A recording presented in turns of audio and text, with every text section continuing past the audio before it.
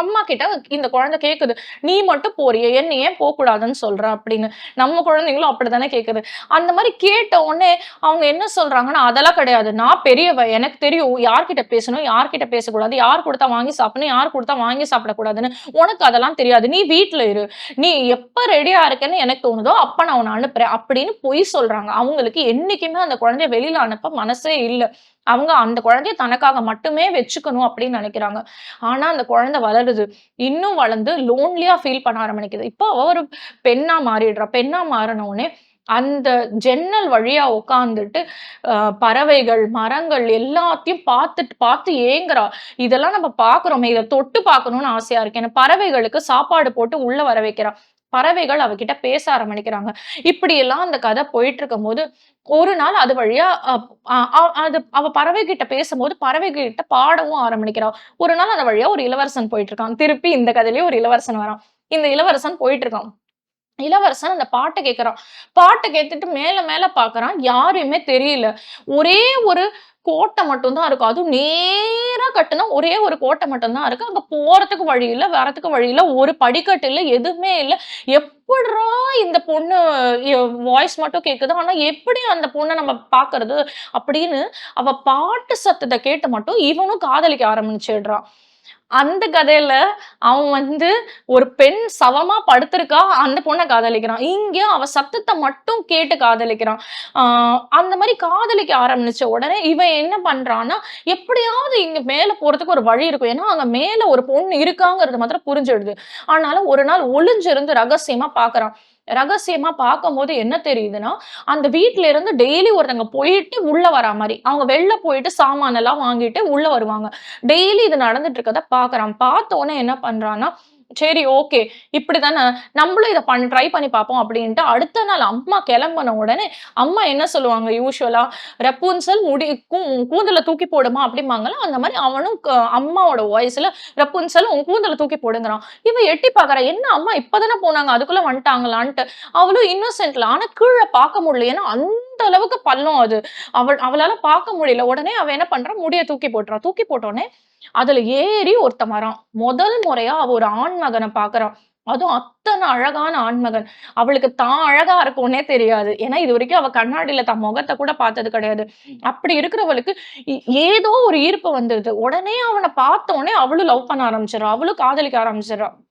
காதலிக்க ஆரம்பிச்ச உடனே என்ன ஆகுதுன்னா, ஆ இந்த கதைய ஆ இந்த கதையில குழந்தைங்களுக்கான வெர்ஷன்ல இவங்க 2 பேரும் காதலிக்க ஆரம்பிக்கிறாங்க. அந்த விக்டு விட்ச் அதாவது அந்த கெட்ட சூனியக்காரிய இவன் இளவரசன் கொன்னுடுறதா கதை இருக்கு. ஆனா உண்மையான கதை அப்படி கிடையாது. உண்மையான கதைய கேளுங்களேன். உண்மையான கதையில என்ன ஆகுதுன்னா, அந்த அந்த அம்மாவும் அந்த அம்மா வெளில போகும்போதெல்லாம், இந்த இளவரசனும், ரப்புன்சலும் ரகசியமா டெய்லி டெய்லி சந்திக்கிறாங்க. ஒரு நாள் ரப்பின்சல் போய் அம்மா கிட்ட சொல்றான், "அம்மா எனக்கு துணியெல்லாம் பத்தவே மாட்டேங்குதும்மா. எனக்கு ட்ரெஸ் போடவே முடியலம்மா" அப்படின்னு சொல்றா. ட்ரெஸ் போடவே முடியலன்னு உடனே அம்மா அந்த குழந்தைய பார்க்குறாங்க. அந்த குழந்தை பிரெக்னன்ட்டா இருக்கான்னு தெரிய வருது. நம்ம பொண்ணு நமக்கே தெரியாம கருவுற்றிருக்கான்னா, கண்டிப்பா யாரோ இங்க வரான்னு சொல்லிட்டு அவங்க அம்மா ரொம்ப கோவப்படுறாங்க. "நீ என்ன பண்ணியிருக்கன்னு எனக்கு தெரியாது. யார் அந்த பையன்?" அப்படின்னு கேட்குறாங்க. அவன் எவ்வளோ அடிச்சாலும் அவன் சொல்ல மாட்டேங்கிறான். உடனே இவங்க என்ன பண்றாங்கன்னா, அந்த பொண்ண அங்க விட்டுட்டு வெயிட் பண்ணி பார்க்குறாங்க. இன்னைக்கு வெளியில போற மாரி போயிட்டு, அ அ வெளியில போகாத மாரி அந்த டயத்துல வெயிட் பண்ணி பார்க்குறாங்க. வெயிட் பண்ணி பார்க்கும்போது, இளவரசன் ஆஸ் யூசுவல் ரப்பூன்சல் முடிய போடுங்கிறான். இவ வேற வழி இல்லாம முடிய போடுறா. அம்மா மிரட்டுறதுனால. அவன் மேல ஏறி வரான்.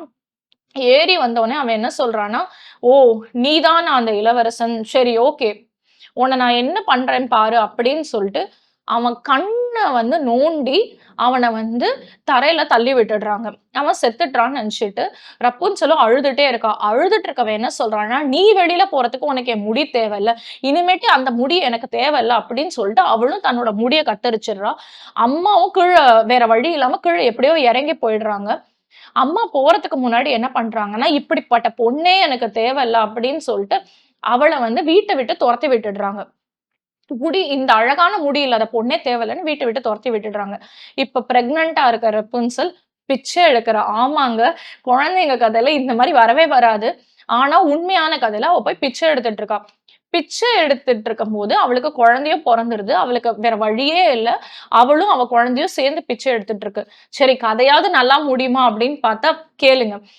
இப்ப அந்த இளவரசன் என்ன பண்றான், விழுந்து செத்துட்டான்னு நெனைக்கிறாங்க. ஆனா ஆக்சுவலா அவன் சாகவே இல்ல.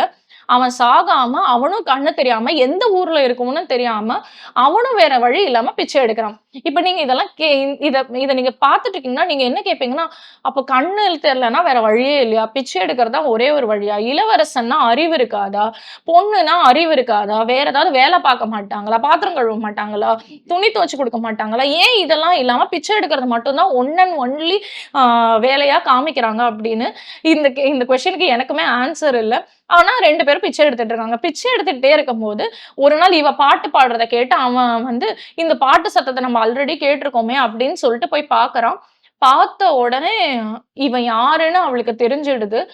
தொட்டு தொட்டு பார்க்கறான். இது தன்னோட ரப்புன்சல் தான் தெரியுது. ஆனா ரப்புன்சலுக்கு எப்போதுமே அழகான முடி இருக்கும்.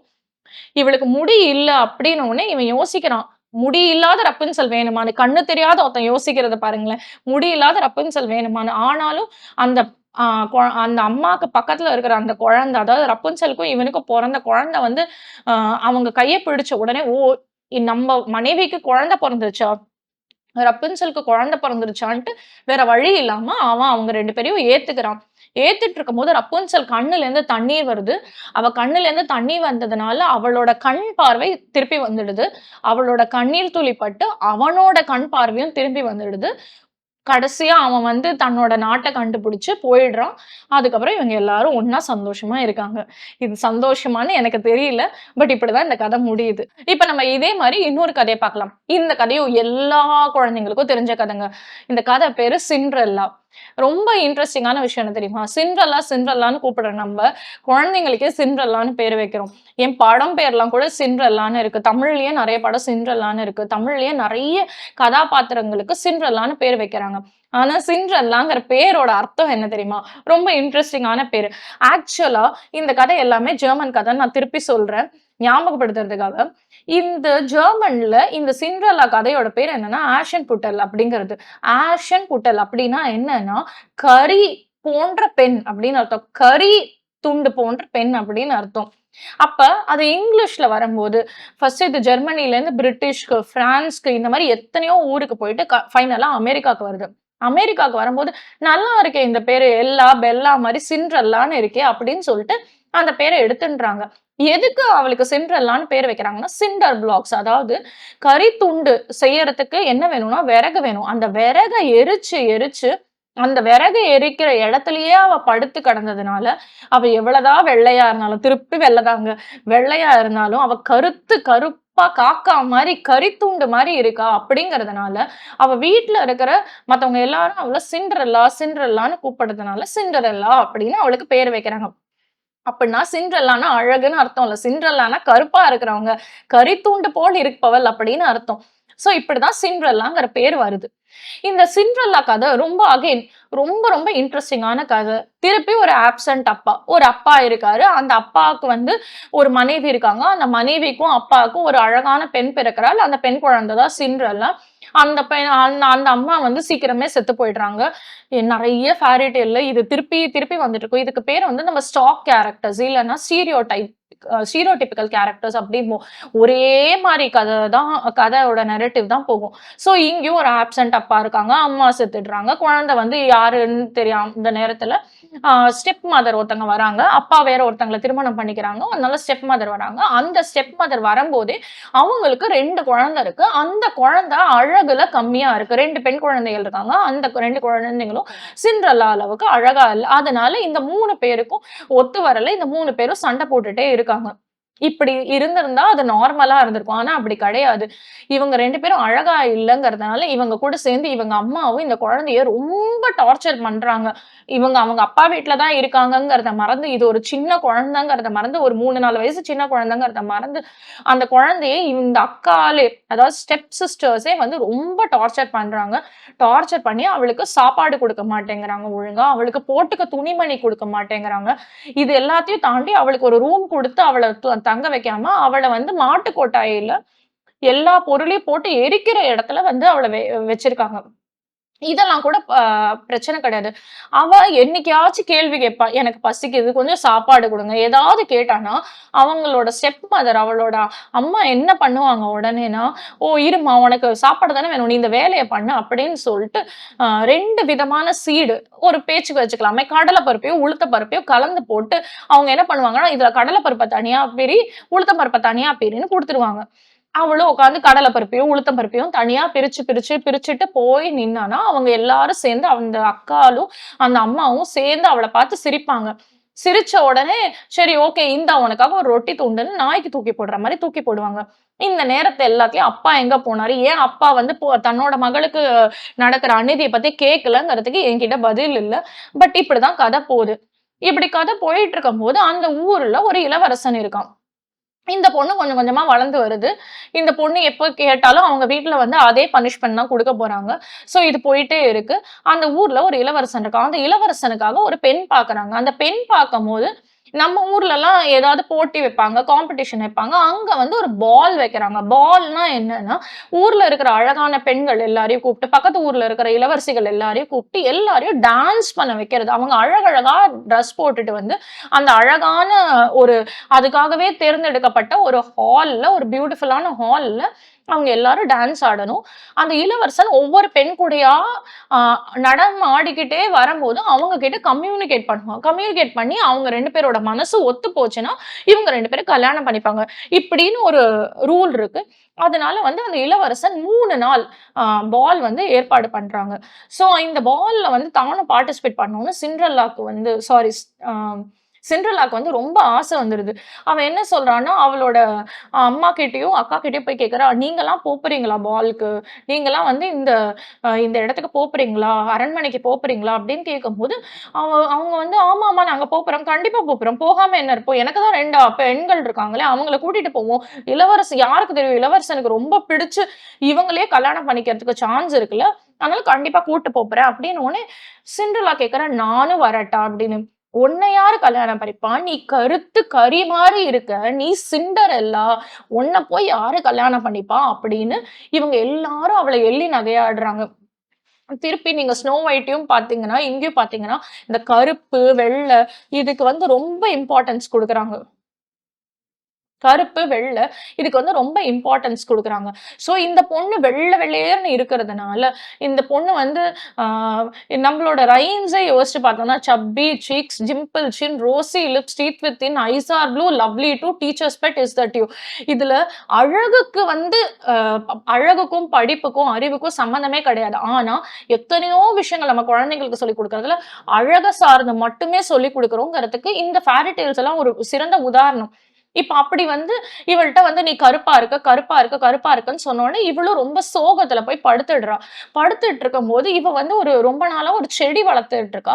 அந்த செடியில வந்து இவளோட கண்ணீர் பட்டுட்டே இருக்கு. கண்ணீர் பட்டு அந்த கண்ணீராலேயே இவ அந்த செடிய கொஞ்சம் கொஞ்சமா வளர்க்குறா. அந்த செடியில இருந்து ஒரு தேவதை தோன்றி, "சிண்ட்ரெல்லா உனக்கு என்ன வரம் வேணும்?" அப்படின்னு கேட்குது.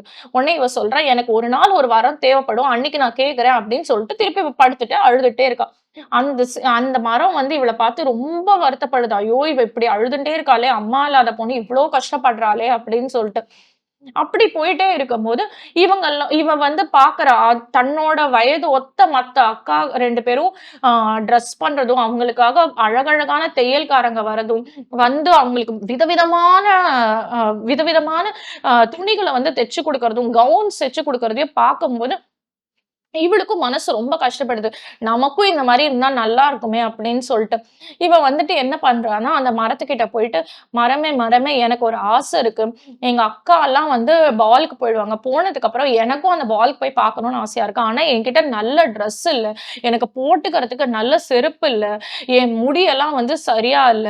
அதனால எனக்கு ட்ரெஸ்ஸு, அதுக்கப்புறம் போட்டுக்கிறதுக்கு ஆபரணம், அதுக்கப்புறம் செருப்பு எல்லாத்தையும் நீ குடுப்பியா?" அப்படின்னு கேட்குது. உடனே இவ என்ன கேக் அ உடனே அந்த மரம் என்ன கேட்குது, "உனக்கு என்ன கலர்ல வந்து ட்ரெஸ் வேணும்?" அப்படின்னு கேட்குது. "எனக்கு நிலா கலர்ல ஒரு ட்ரெஸ் வேணும்" அப்படின்னு சொல்றா. அவளும் நிலா கலர் ட்ரெஸ்ஸ போட்டுட்டு, உடனே அந்த மரம் குடுத்ததுனால நிலா கலர் ட்ரெஸ்ஸ போட்டுட்டு, அந்த நிலா கலர்லயே செருப்ப போட்டுட்டு, அவ போயிட்டு அந்த பால்ல ஆடுறா. பால்ல ஆடும்போது இத்தன நாள் கருப்பா இருந்த இவ வந்து இன்னைக்கு குளிச்சதுனால வெள்ள வெள்ளேர்ன்னு இருக்கா. திருப்பி கருப்பு, வெள்ளை. ஆமாம். வெள்ள வெள்ளேர்ன்னு இருக்கா. வெள்ள வெள்ளேர்ன்னு இருக்கிறதுனால இவள கருப்பா மட்டுமே பார்த்த அக்காவும், அம்மாவாலயும் கூட ஐடென்டிஃபையே பண்ண முடியல. ஓ! இவ தான் சிண்ட்ரெல்லான்னு கொஞ்சம் கூட அவங்களுக்கு சந்தேகம் கூட வரல. அவங்களே நெனைக்கிறாங்க, "இப்படி ஒரு அழகான பொண்ணா? எப்படி இந்த பொண்ணு இவ்வளவு அழகா இருக்கா? இந்த பொண்ணு எந்த நாட்டு இளவரசியா இருப்பா?" அப்படின்னு. ஆட்டோமேட்டிக்கா அந்த இளவரசனும் இவ்ளோ அழகான பொண்ணு இருக்கிறதுனால, இந்த பொண்ணு கூட டான்ஸ் ஆட ஆரம்பிக்கிறான். அவங்க 2 பேரும் பேச ஆரம்பிக்கிறாங்க. இவங்க 2 பேருக்குமே பிடிச்சிடுது. ஆனா, சிண்ட்ரெல்லா மனசுல பயமா இருக்கு. இதெல்லாம் நம்ம அம்மாக்கு தெரிய வந்ததுன்னா, அவ்வளதான் காலி ஆயிடும் அப்படின்னு சொல்லிட்டு, ராத்திரியோட ராத்திரியா ஓடி வந்துடுறா. அப்ப இளவரசன கொஞ்சம் தூரம் தொரத்திட்டு வரான். ஆனா, அவனால கண்டுபிடிக்க முடியல. இவளும் வந்து போயிடுறா. போனதுக்கு அப்புறம் என்ன ஆகுதுன்னா, அடுத்த நாள் ஆவுது. அடுத்த நாள் வந்து ஏன்னா இது 3 நாள் பால்ல. அதனால அடுத்த நாள் ஆவுது. அடுத்த நாள் வந்துட்டு அவங்க அக்கா 2 பேரும் திருப்பி ரொம்ப அழகா தயாராகி விதவிதமான ஆபரணங்கள போட்டு, விதவிதமான அணிகலன்கள் எல்லாம் போட்டுட்டு கிளம்புறாங்க. கிளம்புன உடனே இவ இன்னைக்கு போயிட்டு மரத்துக்கிட்ட கேட்கிறா, "மரமே மரமே எனக்கு ஒரு அழகான ட்ரெஸ் குடுப்பியான்னு?" மரம் கேட்குது, "உனக்கு என்ன கலர்லம்மா ட்ரெஸ் வேணும்?" அப்படின்னு. அவ சொல்றா, "எனக்கு சூரியன் கலர்ல நல்ல க்ளோயிங்கா ஒரு ட்ரெஸ் வேணும்" அப்படிங்கிறா. உடனே மரம் வந்து "இந்தா வச்சுக்கோ" அப்படின்னு சொல்லிட்டு ட்ரெஸ்ஸ குடுத்துடுது. ட்ரெஸ்ஸ குடுத்தோனே அவ அந்த ட்ரெஸ்ஸையும் சூரியன் கலர்ல க்ளோயிங்கா ஒரு ஆ செருப்பையும் போட்டுட்டு, அதுக்கு மேட்சிங்கான அணிகலன்கள்லாம் போட்டுட்டு திருப்பி போறா. போனோனே திருப்பி டான்ஸ் ஆடுறா. இன்னைக்கும் அந்த பிரின்ஸ் வந்து கேட்கறான். அந்த இளவரசன் கேட்கறான், "எங்கம்மா போன நேத்து? எதுக்கும்மா திடீர்னு ஓடி போன?" அப்படின்னு. இவ அத மட்டும் சொல்ல மாட்டேங்கிறா. அந்த பிரின்ஸ்க்கு புரியுது. இவளுக்கு ஏதோ பிரச்சனை இருக்கு. ஆனா இவ யாருன்னு தெரியல. வேணும்னே நம்மள வந்து ஆசைய தூண்டணுங்கிறதுக்காக இப்படிலாம் பண்றாளா? அப்படின்னு அவனுக்கு தோணுது. ஆனா எப்படியாவது இன்னைக்கு பிடிச்சிடணுங்கிறதுக்காக அவ ஓடும்போது கரெக்ட்டா அவ பின்னாடி தொரத்திட்டே வரான். அவன் வீடு வரைக்கும் போயிடுறான். பட் அவனால கண்டுபிடிக்க முடியல. இந்த ஒரு சாதாரண வீட்ல இந்த மாரி ஒரு இளவரசி இருப்பாளான்னு அவனும் சந்தேகப்பட்டு அவ எங்கேயோ போயிட்டா அப்படின்னு நெனச்சுட்டு திருப்பி போயிடுறான். 3வது நாள் வருது. இன்னைக்கு போய் மரத்துக்கிட்ட கேட்கிறா. மரம் கிட்ட கேட்டவுனே மரம் சொல்லுது, "உனக்கு இன்னைக்கு என்ன கலர் ட்ரெஸ் வேணும்?" அப்படின்னு சொல்லுது. அவ சொல்றா, "எனக்கு வானவில் கலர்ல ஒரு ட்ரெஸ்ஸும், எனக்கு கிளாஸால ஆன ஒரு ஸ்லிப்பர்ஸும் வேணும்" அப்படின்னு கேட்கிறா. கிளாஸ் ஸ்லிப்பர்ஸ் அப்படிங்கிற இந்த டைட்டில்ல மாத்திரமே அத்தன கதைகள் சிண்ட்ரெல்லாவோட ரீவர்ஷன் இருக்கு. அதாவது கிளாஸ் ஸ்லிப்பர்ஸ் அப்படின்னா என்னன்னா, கண்ணாடி மாதிரி ஒரு அழகான செருப்பு வேணும். கண்ணாடி மாரி பளபளன்னு பிரதிபலிக்கக்கூடிய ஒரு செருப்பு வேணும் அப்படின்னு கேட்கிறா. அந்த செருப்பையும் அத குடுத்து அந்த மரம் குடுத்து அனுப்பி விடுது. இவளும் 3வது நாள் போறா பாலுக்கு. 3வது நாள் போம்போது இளவரசனுக்கு தெரிஞ்சிருது. இவ கண்டிப்பா ஓடி போயிடுவான்னு. ஓடி போறதுக்கு இவள எப்படியாவது தடுத்து நிறுத்தணுங்கிறதுக்காக, இவங்க எல்லாரும் பால்க்கு வந்து சேர்ந்த உடனே, அவன் என்ன பண்றான்னா, அவனோட வேலையாட்கள்ட்ட சொல்லி, "எ நீங்க என்ன பண்ணுங்க, அ இந்த இடம் ஃபுல்லா தார் ஊத்தி வச்சுருங்க. சோ தட் யாராலயும் எஸ்கேப் ஆயி ஓடி போ முடியாது" அப்படின்னு சொல்லிட்டு சொல்றான். அவங்களும் இவங்க இவங்க இவ இளவரசன் சொன்னத கேட்டுட்டு, உடனே தார ஊத்தி வச்சுடுறாங்க. தார ஊத்தி வச்சாலும், இவ வந்து டான்ஸ் ஆடுறா, இளவரசன்ட்ட பேசுறா, பேசிட்டு கரெக்ட்டா வந்து கெளம்பி போறா. கிளம்பி போம்போது என்ன ஆகுதுன்னா, அவளோட ஒரு செருப்பு மாத்திரம் அங்க மாட்டின்றுது. அதையும் அவ விட்டுட்டு கடகடன்னு ஓடி போயிட்டு ட்ரெஸ் எல்லாம் மாத்திட்டு, திருப்பி அந்த சூட் அதாவது அந்த கரி அந்த பவுடர் எல்லாம் பூசிண்டு, அவ திருப்பி அவளோட இடத்துல படுத்து கிடக்கா. இது எதுவுமே தெரியாம அவங்களோட அக்காவும், அம்மாவும் இருக்காங்க.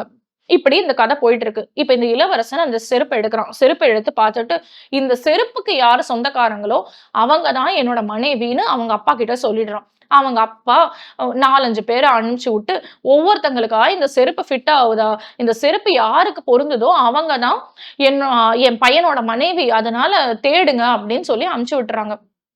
அவங்களும் வீட்ல இருக்கிற அந்த ஊர்ல இருக்கிற எல்லா பெண்களோட கால்லயும் இந்த செருப்ப மாட்டி விட்டு பார்க்குறாங்க. அப்ப இந்த வீட்டுக்கிட்ட வரம்போது, இது வந்து இந்த அம்மாக்கு தெரிய வருது. இந்த அம்மா என்ன சொல்றாங்கன்னா, அந்த 2 பசங்க கிட்டயும் இதுதாங்க ஒரிஜினல் வெர்ஷன். இந்த ஒரிஜினல் வெர்ஷன்ல அம்மா என்ன சொல்றாங்கன்னா, "உன் கால் வந்து கட் ஆனா கூட பரவால்ல. உன்னோட கால் அந்த இடத்துல பொருந்தலன்னு தோணுச்சுன்னா, நீ உடனே என்ன பண்ணு, போயிட்டு பர்மிஷன் கேட்டு உள்ள வந்து உன்னோட தம்ப் ரிங் அதாவது உன்னோட கால் கட்டை விரல கட் பண்ணிடு. கட் பண்ணிட்டு அந்த கால்குள்ள எப்படியாவது உன் அ க உன்னோட செருப்பு பொ ஸ் பொ ஐ மீன் அந்த செருப்புக்குள்ள உன் கால் எப்படியாவது பொருந்திடும்.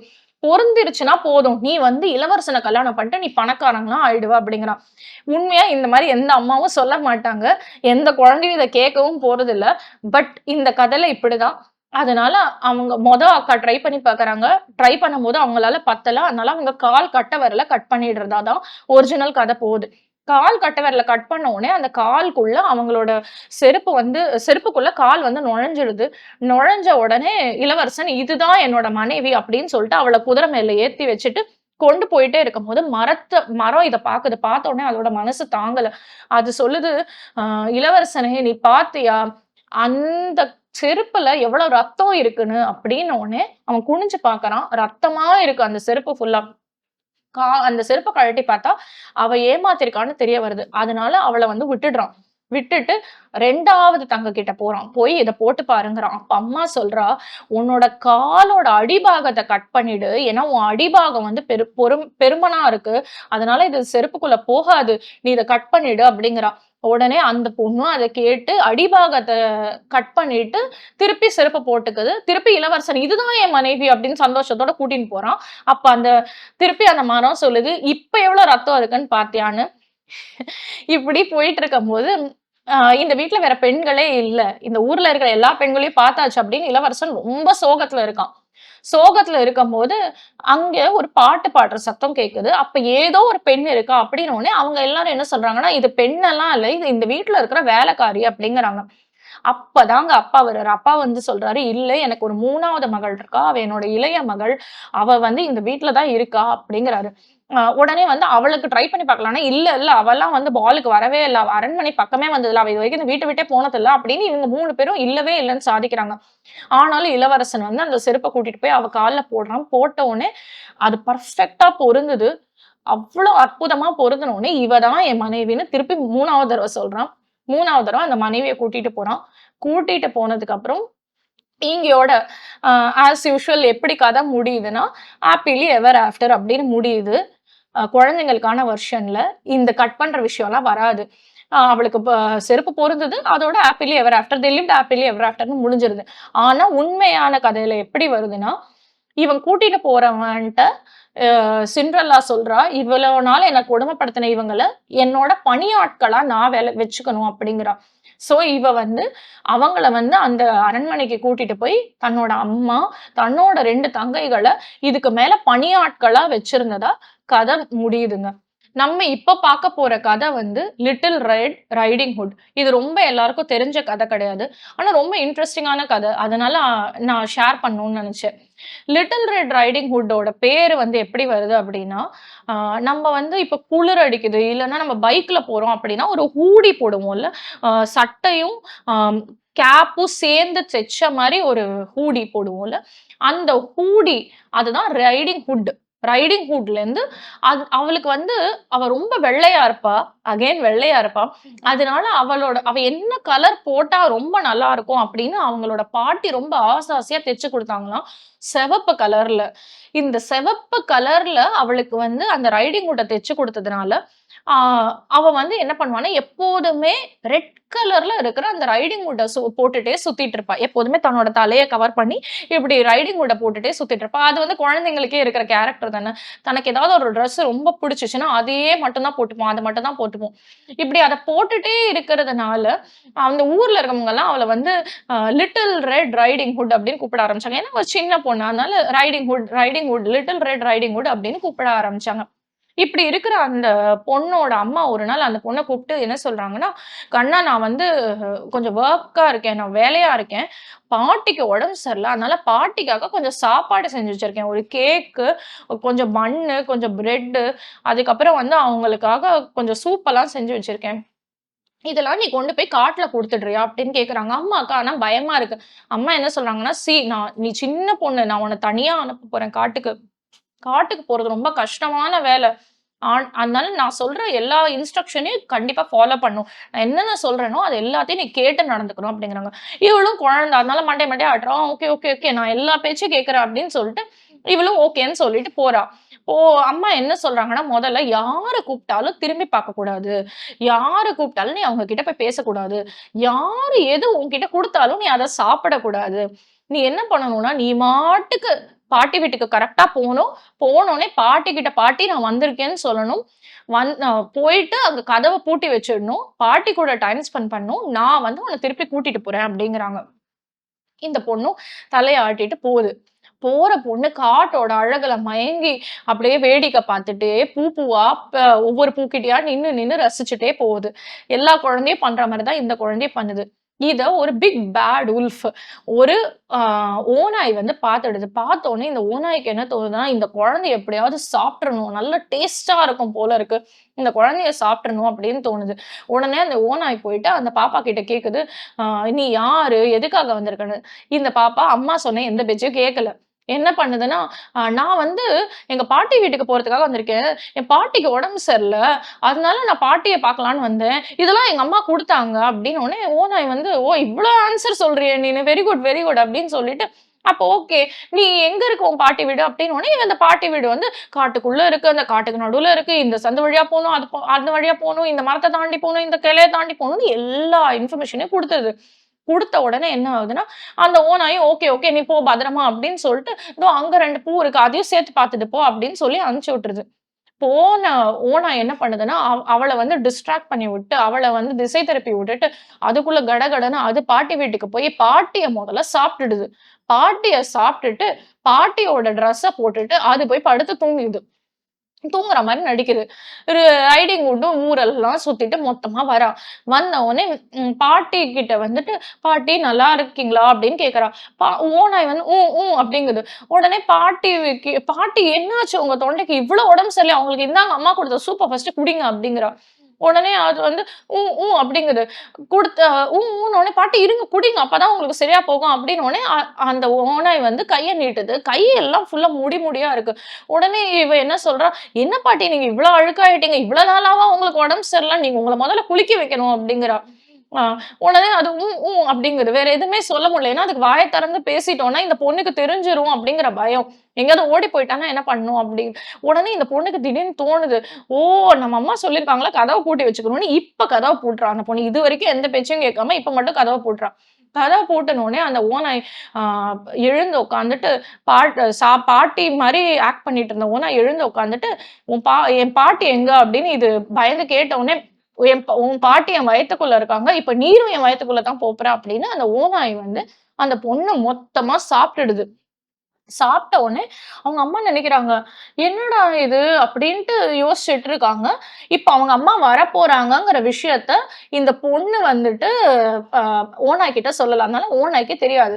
ஓநாய் சாப்பிட்டுட்டு இருக்கும்போது கடகடன்னு சவுண்ட் வருது. அம்மா அங்க வந்துட்டு இருந்தவங்க, "என்ன ஒரு மாரி சவுண்ட் வருது, ஒரு மாரி ஸ்மெல் வருதே, ஒரு வித்தியாசமான ரத்த வாசனை வருதே" அப்படின்ட்டு அந்த ஜன்னல் வழியா எட்டி பார்க்குறாங்க. என்ன நடக்குதுன்னு தெரிஞ்சிடுது. தெரிஞ்ச உடனே அவங்க அம்மா என்ன பண்றாங்கன்னா, அந்த ஊர்ல இருக்கிற ஆளுங்கள்லாம் கூப்ட்டு, அந்த பாட்டியோட ட்ரெஸ்ல இருக்கிற அந்த ஓநாய அடின்னு அடிக்கிறாங்க. அடிச்சிட்டு இருக்கும்போது, ஒருத்தர் மட்டும் என்ன சொல்றாரு, "இப்பதான் பாட்டியும் இந்த இந்த ரெட் ரைடிங் ஹுட்டையும் இது சாப்ட்டுருக்கு. அதனால இன்னும் வயத்துல தான் இருக்கும்னு" அந்த ஓநாயோட வயத்த கிழிச்சு பாட்டியையும், அந்த பொண்ணையும் காப்பாத்திட்டு தான் இந்த கதை முடியுது. இப்ப இந்த கதை ஏன் வந்து நெறைய பேரு சொல்றாங்க அப்டின்னா, அகைன் சின்ன பசங்க வந்து இந்த மாரிலாம் வெளில குடுத்தா சாப்பிடக்கூடாது. மத்தவங்க கிட்ட ஸ்ட்ரேஞ்சர்ஸ் கிட்ட பேசக்கூடாது. பத்திரமா இருக்கணும். அங்கங்க காணா போயிடக்கூடாது. தன்னோட அட்ரஸ யார்கிட்டயும் சொல்லிடக்கூடாது. இந்த மாரி விஷயங்கள்லாம் பண்ணக்கூடாதுங்கிறதுக்காக ரெட் ரைடிங் ஹுட்டோட கதைய வந்து அ ம திருப்பி திருப்பி நாட்டுப்புற கதைகள்ல ஒரு பார்ட்டா சொல்லிட்டே இருக்காங்க. ஆனா, இந்த ரெட் ரைடிங் ஹுட்ட வந்து நெறைய பேர் அனலைஸ் பண்றாங்க. அனலைஸ் பண்ணும்போது இந்த பிக் பேட் வுல்ஃப் அப்படிங்கிறது ஒரு மெட்டஃபரா பார்க்குறாங்க. அப்ப பிக் பேட் வுல்ஃப் என்னவாகுதுன்னா, ஒரு ஆணா ஆவுது. And little red riding hood என்னவாறான்னா, ஒரு அழகான பெண்ணா இருக்கா. ஸோ பெண் வந்து ஆண்கள் கிட்ட தன்னோட இன்ஃபர்மேஷன ஷேர் பண்ணக்கூடாது அப்படிங்கிற அடல்ட் நோக்கத்தோட எழுதப்பட்ட கதைய குழந்தைங்களுக்கு குடுக்கும்போது, "நீ இதெல்லாம் பண்ணாத, அதெல்லாம் பண்ணாதன்னு" ஒரு மாரல் ஸ்டோரியா மாறியிருக்கு. இப்படிதான் ஒரிஜினல் ஸ்டோரியும், ஆக்சுவலா எழுதப்பட்ட ஒரிஜினல் ஸ்டோரியும், சில்ட்ரனுக்கு நம்ம குடுக்குற ஃபேரி டேலும் மாறி இருக்கு. இந்த எபிசோட்ல கேட்ட கதைகள்லாம் உங்களுக்கு பிடிச்சிருக்குன்னு நம்புறேன். "கேளடி கண்மணியில" இந்த செக்மெண்ட்க்கு நான் வச்சிருந்த பேரு வந்து "ஒரு ஊரிலே". இன்னும் நெறைய "ஒரு ஊரிலே" கதையோட நெக்ஸ்ட் டைம் சந்திக்கலாம். என் பேரு டாக்டர் லக்ஷ்மி பிரியா. இது உங்க பிரியோ டிவி.